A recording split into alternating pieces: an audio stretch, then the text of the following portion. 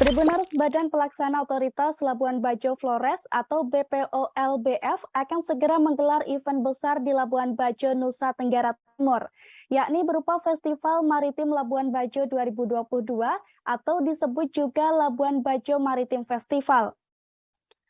Dilansir dari tribuntravel.com, Labuan Bajo Maritim Festival ini merupakan gelaran event berskala besar pertama di Labuan Bajo. Tepatnya agenda ini akan berlangsung pada tanggal 21 hingga 23 Oktober 2022 mendatang, Tribuners. Sesuai namanya, Festival Maritim Labuan Bajo 2022 nantinya akan mengangkat tema kelautan. Rencananya Festival Maritim Labuan Bajo 2022 juga akan diisi dengan sejumlah rangkaian acara menarik, Tribuners.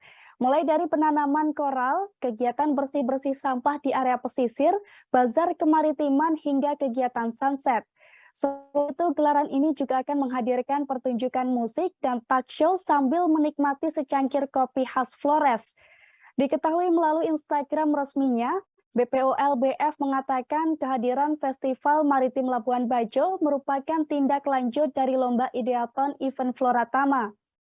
Ideaton sendiri merupakan kompetisi ide event yang juga diadakan BOLBF beberapa waktu lalu.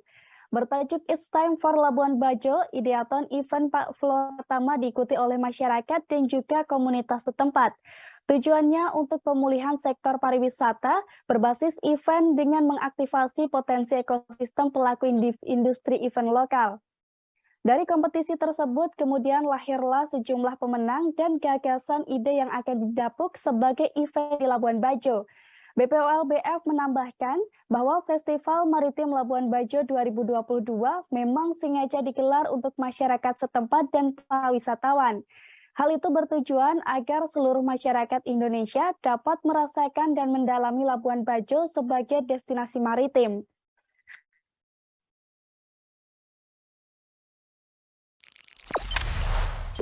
Jangan lupa subscribe, share, komen, dan like ya!